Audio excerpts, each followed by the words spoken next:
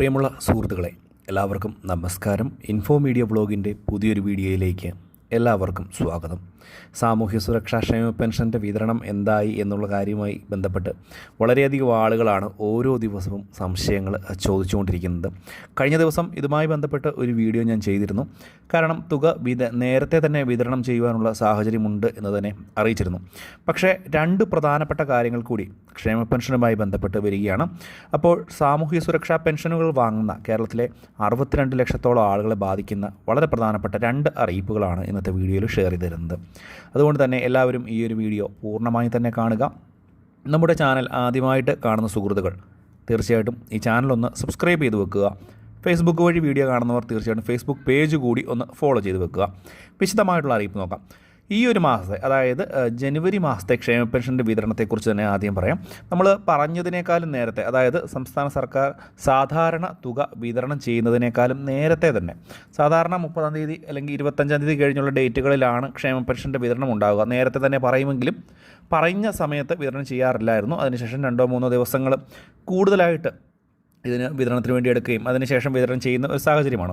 പക്ഷേ ഈ പ്രാവശ്യം 20-ാം തീയതി കഴിയുമ്പോൾ തന്നെ ഇതുമായി ബന്ധപ്പെട്ടുള്ള നടപടികളുണ്ടാകും. പെൻഷൻ തുക വിതരണം ചെയ്യും. കാരണം നിയമസഭാ ഇലക്ഷനുകൾ വരുന്നതുകൊണ്ട് തന്നെ പ്രതിച്ഛായ വർദ്ധിപ്പിക്കുന്നതിൻ്റെ ഭാഗമായിട്ട് സാമ്പത്തികമായിട്ടുള്ള ആനുകൂല്യങ്ങൾ കറക്റ്റായിട്ടുള്ള സമയത്ത് എത്തിക്കുവാൻ സംസ്ഥാന സർക്കാർ പ്രത്യേകം ശ്രദ്ധിക്കും എന്നുള്ളൊരു കാര്യമൊന്ന് മനസ്സിലാക്കുക. രണ്ടാമത്തെ കാര്യമെന്ന് പറയുന്നത്, നമുക്കറിയാം ക്ഷേമ പെൻഷൻ വാങ്ങുന്ന ആളുകളിൽ വളരെയധികം ആളുകൾ അനർഹരായിട്ടുണ്ട് എന്ന് മുൻപ് തന്നെ പറഞ്ഞിരുന്നു. ഇതിനെതിരെയുള്ള നടപടികളും ഉണ്ടായിരുന്നു. സർക്കാർ ആനുകൂല്യങ്ങൾ കൈപ്പറ്റുന്ന ആളുകൾ പോലും ക്ഷേമ പെൻഷൻ കൈപ്പറ്റുന്നു എന്നുള്ള റിപ്പോർട്ടുകൾ വന്നതിനെ തുടർന്ന് കർശനമായിട്ടുള്ള നടപടിയിലേക്ക് സംസ്ഥാന സർക്കാർ പോവുകയും ചെയ്തിരുന്നു. മാത്രമല്ല ഇനി അങ്ങോട്ട് കൂടുതലായിട്ടുള്ള രേഖകൾ ഹാജരാക്കേണ്ട ഒരു സാഹചര്യം വരികയാണ്. ഇപ്പോൾ തന്നെ തുക 2000 രൂപയിലേക്ക് എത്തിയിരിക്കുകയാണ്. അതുകൊണ്ട് തന്നെ ഇതിൻ്റെ അർഹതപ്പെട്ട ആളുകൾക്ക് മാനദണ്ഡം അനുസരിച്ച് ഏറ്റവും അർഹരായ ആളുകളിലേക്ക് മാത്രം ക്ഷേമ പെൻഷൻ തുക എത്തിച്ചില്ല എന്നുണ്ടെങ്കിൽ വലിയ തിരിച്ചടികൾ അല്ലെങ്കിൽ സാമ്പത്തികമായിട്ട് തന്നെ വലിയ ബുദ്ധിമുട്ടുകൾ ഉണ്ടാകുമെന്നുള്ള ഒരു സാഹചര്യമാണ് ഉരുത്തിരിഞ്ഞു വന്നിരിക്കുന്നത്. അതുകൊണ്ട് തന്നെ കൂടുതൽ ഭൗതിക സാഹചര്യം വിലയിരുത്തുന്ന, അതായത് നമ്മുടെ വീടുകളിൽ AC ഉണ്ടോ, വാഹനമുണ്ടോ, അല്ലെങ്കിൽ സാമ്പത്തിക ശേഷി ഉയർന്നവരാണോ, ഇങ്ങനെയുള്ള പരിശോധനകളൊക്കെ കർശനമായിട്ട് വരികയാണ്.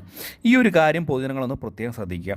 കൂടാതെ തന്നെ വിധവകളായിട്ടുള്ള ആളുകൾ, അവിവാഹിതരായിട്ടുള്ള ആളുകൾ, അവർ വിധവാ പെൻഷൻ വാങ്ങുന്നവരുണ്ട്, അവിവാഹിത പെൻഷൻ വാങ്ങുന്നവരുണ്ട്. പ്രത്യേകിച്ച് വിധവകളായിരുന്ന ആളുകൾ വീണ്ടും പുനർവിവാഹം കഴിച്ചിട്ടില്ല എന്നുള്ള സർട്ടിഫിക്കറ്റ് ഹാജരാക്കേണ്ട, ഒരു സാക്ഷ്യപത്രം ഹാജരാക്കേണ്ട ഒരു സമയം വരികയാണ്. അതുപോലെ തന്നെ അവിവാഹിതരായിട്ടുള്ള ആളുകൾ വിവാഹിതരായിട്ടില്ല എന്ന് തെളിയിക്കുന്ന സാക്ഷ്യപത്രങ്ങൾ കൂടി ഹാജരാക്കേണ്ട സമയം വരികയാണ്. അതുകൊണ്ട് തന്നെ കർശനമായിട്ടുള്ള പരിശോധനകൾ ഉണ്ടാകും. കൃത്യമായിട്ടും വലിയ രീതിയിലുള്ള ആളുകൾ പുറത്താക്കപ്പെടാനുള്ള സാഹചര്യം നിലനിൽക്കുന്നു എന്നുള്ള പ്രാധാന്യം അറിയിക്കുന്ന അറിയിപ്പുകളാണ് നമുക്ക് ഈ ഒരു മണിക്കൂറുകളിൽ ക്ഷേമ പെൻഷനുമായി ബന്ധപ്പെട്ട് പുറത്തു വന്നുകൊണ്ടിരിക്കുന്നത്. മാത്രമല്ല ക്ഷേമ പെൻഷൻ്റെ വർധനവ് വീണ്ടും പരിശോധിക്കുന്നു എന്നുള്ള വളരെ പ്രാധാന്യം അറിയിക്കുന്ന ചില സൂചനകളും വരുന്നുണ്ട്. 2500 രൂപയിലേക്ക് പറഞ്ഞതുപോലെ തന്നെ എത്തിക്കുവാനുള്ള ഒരു സാഹചര്യം നോക്കുന്നു എന്നുള്ള റിപ്പോർട്ടുകളും വരികയാണ്. അപ്പോൾ ഈ രണ്ട് കാര്യങ്ങൾ പ്രത്യേകം ശ്രദ്ധിക്കുക.